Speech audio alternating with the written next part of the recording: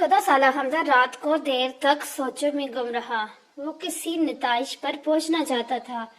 वो इस ज़बान को जानना चाहता था जिसमें लिखी गई हजारों किताबें, अखबार, रिसाले बड़े से घर के एक बोसीदा हिस्से में बने हुए कमरे में मौजूद थे।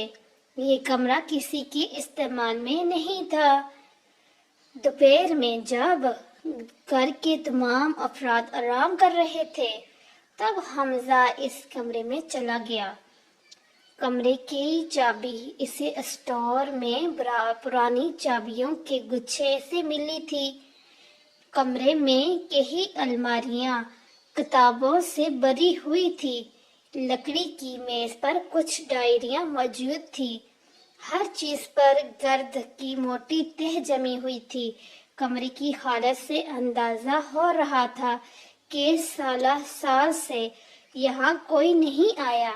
हमजा ने वहां से कुछ किताबें उठाकर पढ़ने की कोशिश की, लेकिन किताबों की इबारत इसकी समझ में न आई, यानी कि वो पढ़ ही ना सका कि इसके अंदर क्या लिखा है।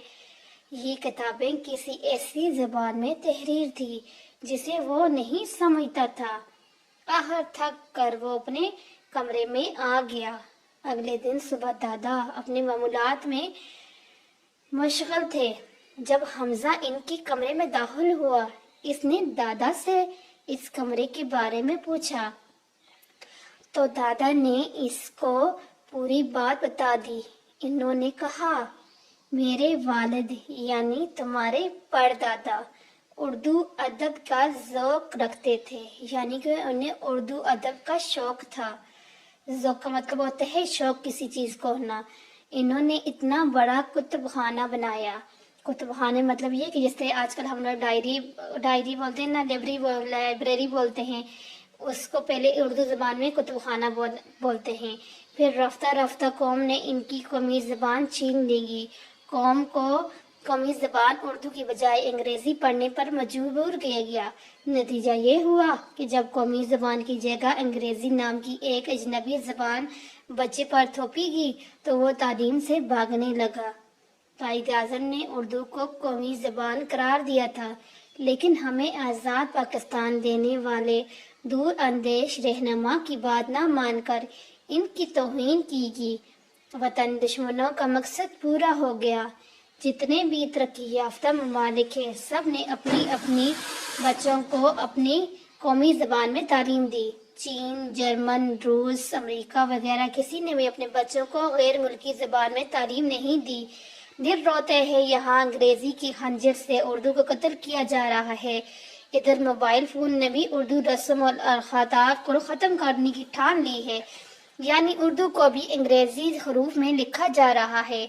एक अंग्रेज़ फ़लसफ़ी ने ये बात यूं कही है, ज़बान ख़त्म करने के लिए किसी कुतुबखाने को आग लगाने की ज़रूरत नहीं, रस्मुल अलख़तात बदल देना काफ़ी है। उर्दू बिगाड़ने में अखबार और टीवी चैनल बराबर की शरीक हैं। अगर यही हाल रहा तो रफ्ता रफ्ता एक दिन उर्दू ज़बान का रस्म अलख़ता मुकम्मल तौर पर ख़त्म हो जाएगा और कौम रोमन रस्म अलख़तात इस्तेमाल करते हुए अपनी शनाख्त खो कर अपनी रोशन तारीख से बेगाना हो जाएगी। ज़रूरत के तहत अंग्रेज़ी ज़रूर सीखो, लेकिन अपनी तहज़ीब और सकाफ़त को ख़त्म ना करो। हमजा बड़े गौर से ये हैरत अंगेज़ और अफसोसनाक हक़ाइक़ सुन रहा था। दादा की आंखों से आंसू जारी थे। हमजा भी अपनी शहनात खो जाने पर रंजीदा था।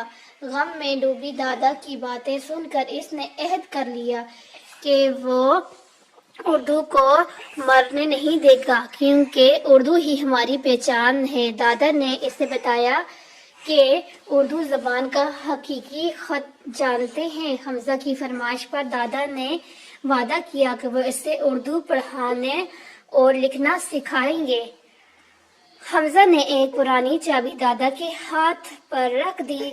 दादा इस चाबी को हजारों में पहचान सकते थे। ये कुतुब खाने की चाबी थी। اگلے دن دادا اور حمزہ اس کمرے کی صفائی کر رہے تھے۔ وہ دوسرے لوگوں کو بھی اپنی شناخت اور اپنی تاریخ سے آگاہ کرنا چاہتے تھے۔ یہ تھی اردو کی کہانی۔ ہماری قومی زبان کیا ہے؟ اردو، اور ہمیں ہر جگہ پہ یہ یاد رکھنا چاہیے کہ ہماری زبان اردو ہے۔